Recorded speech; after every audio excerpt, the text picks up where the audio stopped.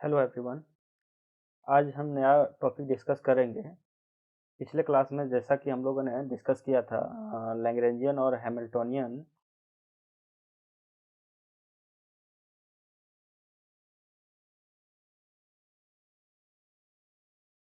पतला कर लेते हैं। लैग्रेंजियन एंड हैमिल्टोनियन के फार्मूला हम लोग देखे थे और इम्पोर्टेंट फार्मूला जो भी था वो डिस्कस किए थे। उसके रिलेटेड जो भी क्वेश्चन प्रीवियस ईयर एग्जाम में जो अलग स्टेट करवाती है, जैसे तो झारखंड में तो जेट का एग्जाम हुआ नहीं है, पहले एक बार 2006 में हुआ था। तो क्वेश्चन प्रीवियस जो दूसरे स्टेट में एग्जाम हुआ है उससे रिलेटेड क्वेश्चन जो भी आए हुए हैं उस टॉपिक को हम लोग डिस्कस कर रहे हैं और उसका क्वेश्चन भी देख रहे हैं। तो आज हम देखेंगे। पहले तो पिछले क्लास में हम लोग साइक्लिक कोऑर्डिनेट का एक क्वेश्चन किए थे, लेकिन हम साइक्लिक कोऑर्डिनेट का कुछ हम डिस्कस नहीं किए हैं। तो पहले हम साइक्लिक कोऑर्डिनेट का क्वेश्चन फार्मूला डिस्कस करेंगे, फिर कुछ एग्जाम्पल से बताएंगे क्वेश्चन कैसा आया हुआ था। तो हम देखेंगे आज साइक्लिक कोऑर्डिनेट्स। तो साइक्लिक कोऑर्डिनेट्स हम लोग बताए थे। तो पहले तो एक एग्जांपल ले लेते हैं लैग्रेंजियन, तो वहां से सबको ज़्यादा समझ में आएगा कि साइक्लिक कोऑर्डिनेट्स किसको कहते हैं। तो एग्जांपल के लिए लैग्रेंजियन हम एक लिखते हैं, half m x dot square plus y dot square minus k x plus y e gamma t. मान लेते हैं एक लैग्रेंजियन है। तो पिछले क्लास में हम लोगों ने बताया था कि जो भी डॉट के साथ हो उसको हम लोग जनरलाइज कोऑर्डिनेट के तौर पे मानेंगे। ठीक है। तो यहाँ पे हम जनरलाइज कोऑर्डिनेट क्या है, यहाँ पे देखो, यहाँ पे जनरलाइज कोऑर्डिनेट एक्स डॉट है, वाई डॉट है इस तौर पे। तो यहाँ पे तुमको करना क्या है कि यहाँ पे प्रेजेंट कोऑर्डिनेट देखना है। तो जो जनरलाइज कोऑर्डिनेट रहेगा उसको हम लोग प्रेजेंट कोऑर्डिनेट बोलेंगे। ये कोऑर्डिनेट प्रेजेंट है। तो प्रेजेंट कोऑर्डिनेट क्या क्या है, एक्स एंड वाई। और एब्सेंट कोऑर्डिनेट में किसको लिखेंगे, ये इंपॉर्टेंट है, ये समझना कि एब्सेंट कोऑर्डिनेट किसको बोलेंगे। जैसे एक्स डॉट के बदले एक्स तो आया है ना,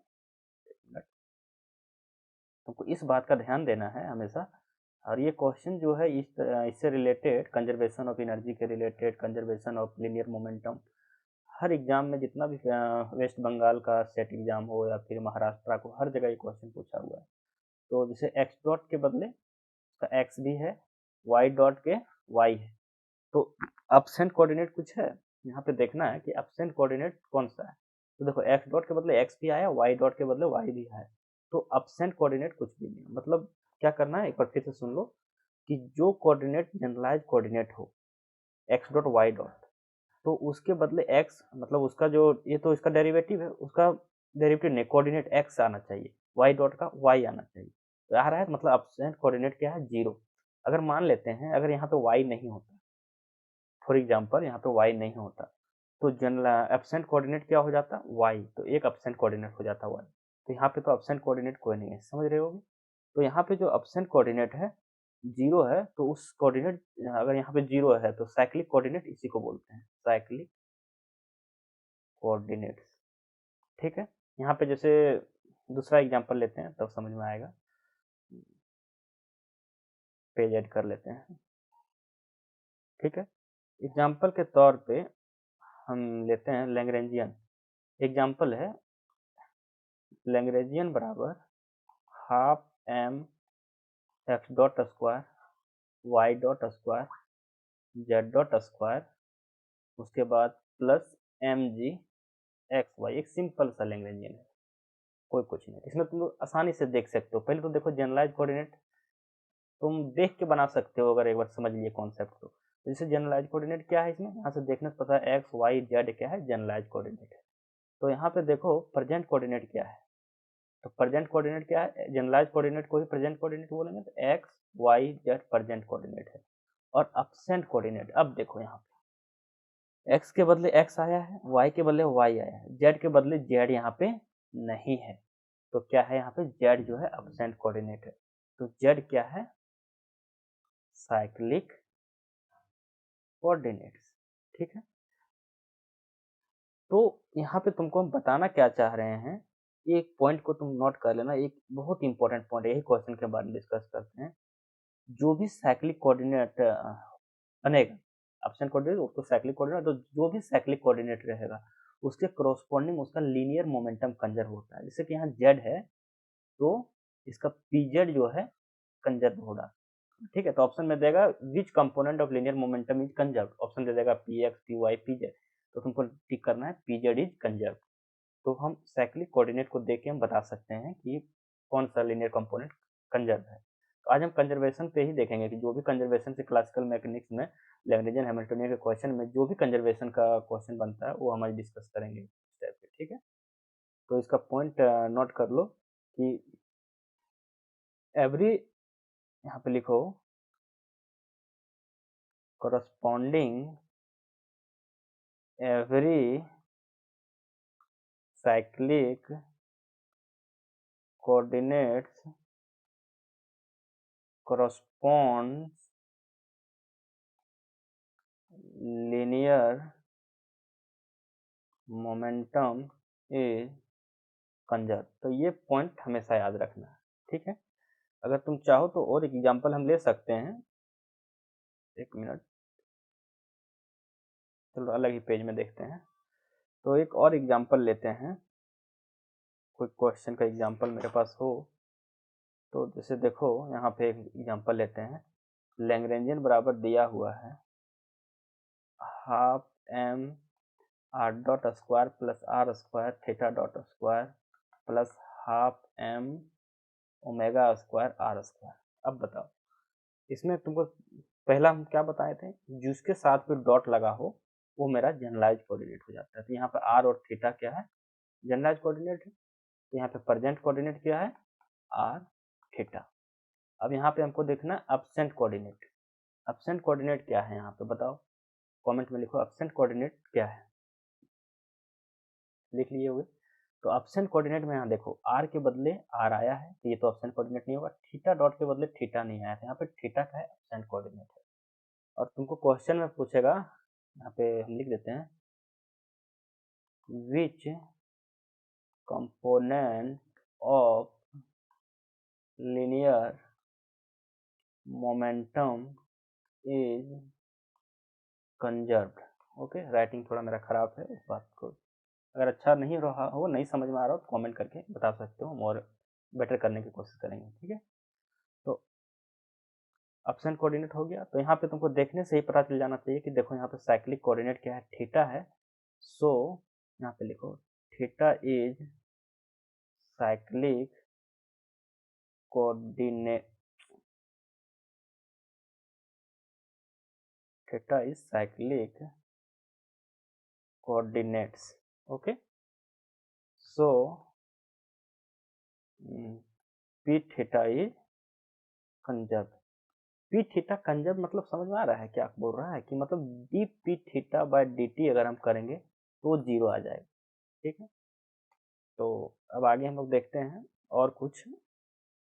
एक तो साइक्लिक कोऑर्डिनेट के कोरोस्पोंडिंग लीनियर मोमेंटम कंजर्व होता है, एक पॉइंट याद रखना।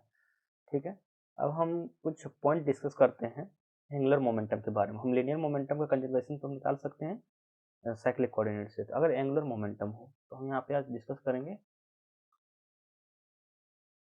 Angular momentum. तो एंगुलर मोमेंटम में हम पहले एग्जांपल से बताते हैं। जैसे लैग्रेंजियन ले लेते हैं एग्जांपल, लैग्रेंजियन बराबर half m Q1 dot, Q1 एक कोऑर्डिनेट है मान लो, Q2 dot square plus Q3 dot square plus k Q1 square plus Q2 square, ये है। ठीक है, तो क्या होता है कि अगर इस फॉर्म में हो कोई भी पोटेंशियल जो है, ये जैसे लैग्रेंजियन में हम जानते हैं टी माइनस भी होता है, तो ये क्या है पोटेंशियल वाला टर्म है। तो कोई भी पोटेंशियल अगर Q1 स्क्वायर जैसे x square plus y square के फॉर्म में, एक्स स्क्वायर के फॉर्म में हो कोई भी चीज़, तो उसमें से ये बोला जाता है इसमें से ये तीनों में से यहाँ से तुम निकाल सकते हो निष्कर्ष कि चलो यहाँ से तीनों में से L x L y L z इसमें से एक ना एक का कंपोनेंट कंजर्व रहेगा ही। यहाँ से तुम ये समझ सकते हो। तो पहले पॉइंट लिख लो, फिर हम और डिस्कस करते हैं। ये पोटेंशियल, यहाँ से हमको पोटेंशियल देख के ही एंगुलर मोमेंटम निकाल सकते हैं। तो पोटेंशियल का टर्म जो है बहुत इंपॉर्टेंट है। यहाँ लिखो इफ, ये शॉर्ट नोट बना के रख सकते हो, if potential energy term contain sum of a square of two generalized coordinates, क्या बोल रहा है, if potential energy term contains sum of a square of two generalized coordinates then one of the component of angular momentum is conserved। ये हम पहले नीचे ऊपर समझाएं। अब दूसरा पॉइंट हम लोग देखते हैं। हाँ, दूसरा पॉइंट क्या है, यहाँ पे दूसरा पॉइंट देखो। एक तो एंगुलर मोमेंट, लीनियर मोमेंटम के बारे में क्या बताएं कि साइक्लिक कोऑर्डिनेट्स अगर है तो उस साइक्लिक कोऑर्डिनेट से कोरोस्पोंडिंग लीनियर मोमेंटम कंजर्व होता है। दूसरा हम क्या बताएं एंगुलर मोमेंटम के बारे में। एंगुलर मोमेंटम के बारे में हम क्या बताएं कि जो भी एंगुलर मोमेंटम में जनरलाइज कोऑर्डिनेट है उसका स्क्वायर किया हुआ हो तो उसमें से एक ना एक एंगुलर मोमेंटम का कंपोनेंट कंजर्व रहेगा। अब तीसरा हम टोटल एनर्जी के बारे में डिस्कस करेंगे। तो टोटल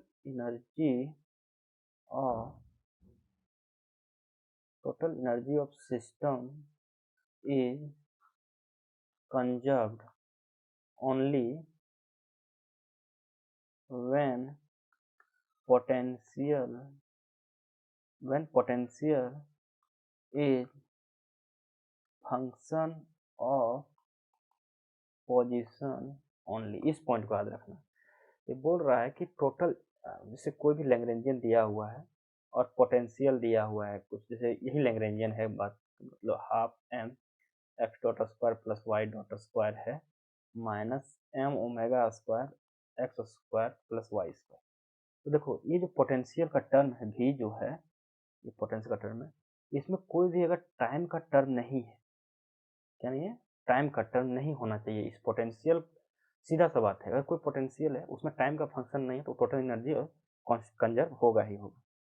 ठीक है, इसके बाद तीसरा है, अगर सिंपल है, अगर पोटेंशियल टर्म टाइम का टर्म कंटेन करता है तो टोटल एनर्जी कंजर्व नहीं होगा। तो हम लिख देते हैं if potential term contain time and velocity then total energy is not conserved। Okay, मतलब सब खेल है पोटेंशियल का, अगर पोटेंशियल का टर्म ये कहा गया टाइम और वेलोसिटी, ये जो याद रखना, कोई भी पोटेंशियल के टर्म में टाइम और वेलोसिटी का टर्म आ जा रहा है तो वो टोटल एनर्जी उसका कंजर्व नहीं होगा। यहाँ तक कि काइनेटिक एनर्जी भी कंजर्व नहीं होगा। तो यहाँ पे काइनेटिक एनर्जी के बारे में भी लिख सकते हो। ठीक है, if potential term contain time and velocity then kinetic energy is not conserve. Okay, ये भी एक पॉइंट इंपॉर्टेंट है। और यहाँ पे अगर पोटेंशियल पोजीशन का फंक्शन अगर सिर्फ रहेगा, अगर सिर्फ पोटेंशियल जो है सिर्फ पोजीशन का फंक्शन है, पोटेंशियल जो है सिर्फ पोजीशन का फंक्शन है, तो टोटल एनर्जी तो कंजर्व होगा ही। यहाँ पे तुम काइनेटिक एनर्जी भी लिख सकते हो, काइनेटिक एनर्जी भी कंजर्व होगा। ठीक है, फिर हम एग्जाम्पल ले सकते हैं। एक एग्जाम्पल है, जैसे नेक्स्ट पेज में लेते हैं एग्जाम्पल। लैग्रेंजियन बराबर half m Q1 dot square Q2 dot square Q3 dot square minus k Q2 square plus Q3 square plus 2k Q1 square plus Q3 square, ये है लैग्रेंजियन। ठीक है, तो यहाँ पे हम सब कुछ देखते हैं, जितना कुछ हम अभी तक पढ़े हैं उसको निकाल के देखते हैं। तो पहले तो यहाँ पर साइक्लिक कोऑर्डिनेट, यहाँ पे प्रेजेंट कोऑर्डिनेट कौन कौन से है, तो ये प्रेजेंट Q1 Q3, तो इसके Q1 के बदले Q1 है, Q1 के बदले Q1 आया हुआ है, Q2 के बदले Q2 भी आया है, Q3 के बदले भी Q3 आया है। तो प्रेजेंट कोऑर्डिनेट है Q1 Q2 Q3, और अब्सेंट कोऑर्डिनेट क्या है, कुछ नहीं, जीरो है। Therefore no component of linear momentum, तो यहाँ पे not any component of linear momentum, not any component of linear momentum is conserve. एक पॉइंट हुआ। और दूसरा हम तुम लोग को बताए थे पोटेंशियल का। यहाँ पे देखो, पोटेंशियल किसका फंक्शन है, पोजीशन का ही फंक्शन है, कोऑर्डिनेट्स का ही फंक्शन है, ना टाइम का टर्म नहीं है, वेलोसिटी का टर्म नहीं है। तो इसका मतलब क्या हुआ, total energy and kinetic energy is conserved, ये हो गया। अब तीसरा क्या हो गया, तीसरा हम एंगुलर मोमेंटम के बारे में बात किए थे। तो एंगुलर मोमेंटम क्या बोलता है कि कोई भी जनरलाइज कोऑर्डिनेट का स्क्वायर किया हुआ और उसके बाद सम किया हुआ हो, तो उसमें से एक ना एक कंपोनेंट कंजर्व होगा ही होगा एंगुलर मोमेंटम का। तो जैसे यहाँ पे एक कंपोनेंट है Q2 square plus Q3 square, एक टर्म है, इसमें से वन, इसमें से क्या करेंगे, one component of angular momentum is conserve. Similarly यहाँ पर भी Q1 square plus Q3 square, इसमें भी one component of angular momentum is conserve. और एक चीज याद रखना, जैसे Q1 Q3 का स्क्वायर दिया हुआ है, तो तुम सिंपली बोल सकते हो Q2 का जो एंगुलर मोमेंटम है वो कंजर्व है। यहाँ पे जैसे Q2 Q3 है, तो Q1 का एंगुलर मोमेंटम कंजर्व हो, Q1 मतलब कंपोनेंट ऑफ LQ1 कंजर्व होगा, यहाँ पे LQ2 कंजर्व होगा। ठीक है, चलो अब आगे हम देखते हैं।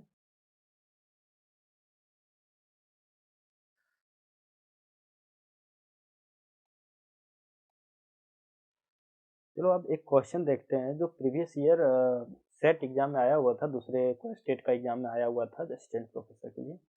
तो एक क्वेश्चन हम वो देखते हैं। जैसे क्वेश्चन था, लैग्रेंजियन बराबर दिया हुआ था half m x dot square plus y dot square plus z dot square minus 2x minus 2y minus 2z, ये क्वेश्चन था। और पूछा था कि चेक कंजर्वेशन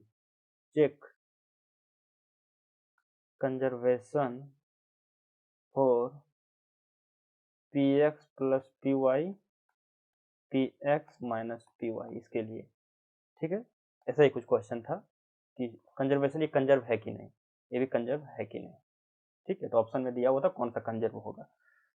ठीक है, तो इस क्वेश्चन को हम लोग को देखना है। तो पहले तो हम तुम लोग को क्या बताए थे, पहले तो तुमको कुछ भी करना है, साइक्लिक कोऑर्डिनेट्स को देखना है। यहाँ पे प्रेजेंट कोऑर्डिनेट क्या है, एक्स वाई जेड, और अब्सेंट कोऑर्डिनेट क्या है, एक्स भी है वाई भी है जेड भी है, तो जीरो हो गया एब्सेंट कोऑर्डिनेट। उसके बाद यहाँ से पता क्या चल रहा है तुमको कि चलो यहाँ पे तो कोई कंपोनेंट पी एक्स ना तो p y p z not conserve, इस तीनों में कोई भी कंजर्व नहीं है। लेकिन हमको चेक करना है इसको डीप, ओ सॉरी, इसका conservation p x plus p y, पहले इसका करते हैं फिर दूसरा का। ठीक है, तो पहला में दिया हुआ है p x plus p y. अब इसको कंजर्व करने के लिए क्या, कंजर्वेशन का मतलब क्या हुआ, तो डी बाई डी टी जब करते हैं p x plus p y को, तो ये जीरो आना चाहिए। तो मतलब क्या हुआ, p x dot plus p y dot, क्या कि इसको डेरिवेटिव किया d p by d t को पी एक्स डॉट लिख दी, बराबर जीरो आना चाहिए। तो अब सॉल्व करके देखते हैं आगे कि लैग्रेंजियन बराबर क्या था, half m x dot square plus y dot square plus z dot square minus 2x minus 2y, बहुत स्पेस हम ले रहे हैं ना, जब बराबर लिख दे रहे हैं लग रहा है, माइनस 2y माइनस 2z था ना। तो हमको इसको, हाँ कंजर्वेशन क्या था, p x dot plus p y dot बराबर 0 आना चाहिए। तो पहले तुमको पी एक्स डॉट निकालना है।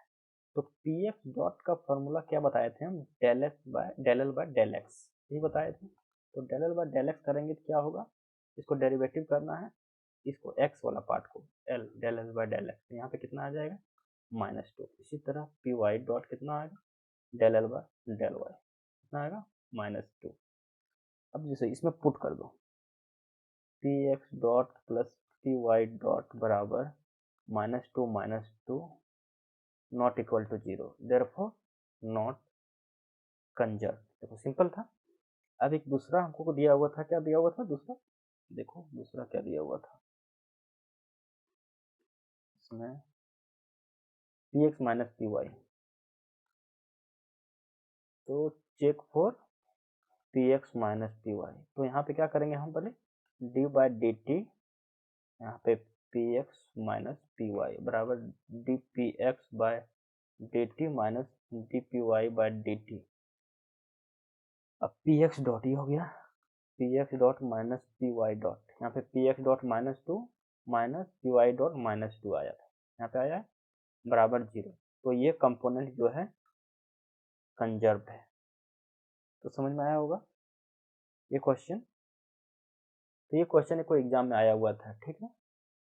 और ऐसे ही क्वेश्चन जो भी जितना भी हम पेपर अभी देखे हैं, जो अलग अलग असिस्टेंट प्रोफेसर के एग्जाम में आया था, सेट का, राजस्थान सेट का, फिर एमएच सेट का, कहीं का भी सेट, जो उड़ीसा सेट का, तो सब में इसी टाइप का क्वेश्चन पूछा गया है।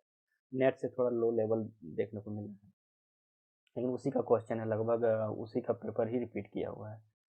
इसके बाद एक और पॉइंट डिस्कस करते हैं, फिर हम अगले क्लास में डिस्कस करेंगे। तो जैसे कोई पोटेंशियल दिया हुआ है, एक एग्जाम्पल लिखो, इफ भी एक्स वाई जेड बराबर a x plus b y plus c z, एक शॉर्ट टर्म है, शॉर्ट फॉर्म है। ये अगर इसका कंजर्वेशन हमको चेक करना है, तो इसमें करना क्या है, तुमको क्या करना है, ये ए को ए ही रहने देना, मतलब ये बी ये से करो, ठीक है। जैसे ये हो गया, ए एक्स इस फॉर्म में होना चाहिए, जो भी पोटेंशियल अगर इस फॉर्म में है तो बी को इधर ले आओ, ए को इधर रहेगा, जैसे ये बी ये ए है, और इसके जगह पे क्या है एक्स, तो इसके जगह पे पी एक्स, ये इसके ऊपर क्या है वाई, तो इसके ऊपर पी वाई, और यहाँ पे क्या दे देना है माइनस। तो b p x minus a p y क्या हो जाएगा, कंजर्व क्वांटिटी होगा। इसी तरह सिंपली अगर इफ भी एक्स वाई जेड यही टर्म लेते हैं, a x plus b y plus c z है, तो और हम इसको इसमें देखना है, तो यहाँ पे जैसे हमको बताओ, कमेंट में करो क्या आएगा यहाँ पे, क्या कौन सा क्वांटिटी कंजर्व रहेगा, और इससे यहाँ पे सी आ जाएगा, इधर बी में आ जाएगा। अब पी वाई का पी वाई, जेड का पी जेड, यहाँ पे माइनस, देखो ये टर्म क्या होगा कंजर्व। इसी तरह तीसरा टर्म के लिए भी तुम लोग निकाल सकते हो। तो ये एक शॉर्ट ट्रिक था, याद रखने का चीज़ है, ठीक है। और क्वेश्चन भी है मेरे पास, अगर डिस्कस करना चाहेंगे तो कर सकते हैं, लेकिन टाइम नहीं है। जैसे एक ये क्वेश्चन देख सकते हो कि क्वेश्चन, हाँ एक ये पॉइंट, दूसरा पॉइंट लिख लो कि अगर कोई फंक्शन है भी, वही जो हम रिपीट किए हैं वही फंक्शन को, पोटेंशियल जो है फंक्शन है x square plus y square, ये हम बता चुके हैं। कोई पोटेंशियल जो है इसका फंक्शन हो, हम बोले थे ना कि कोई भी जनरलाइज कोऑर्डिनेट का स्क्वायर करके सम किया हुआ हो, या फिर यहाँ पे जीरो हो और इस जीरो के जगह पे कोई कांस्टेंट हो, और कोई फंक्शन हो एक्स जेड का। तो सिंपली अगर एक्स वाई है तो हम बताए थे तीसरा जो नहीं रहेगा, तो तीसरा कंपोनेंट, इसका तीसरा कंपोनेंट, थर्ड कंपोनेंट कंजर्व रहता है। जैसे एक्स वाई दिया हुआ है तो L Z is conserve, conserve, ठीक है। इसी तरह तुम आगे कर सकते हो। अब अगले क्लास में हम देखते हैं कौन सा टॉपिक डिस्कस करेंगे। तो अगर अच्छा लगा हो तो चैनल को सब्सक्राइब जरूर कर दें, और टेलीग्राम चैनल फॉलो जरूर कर लें। Okay, thank you.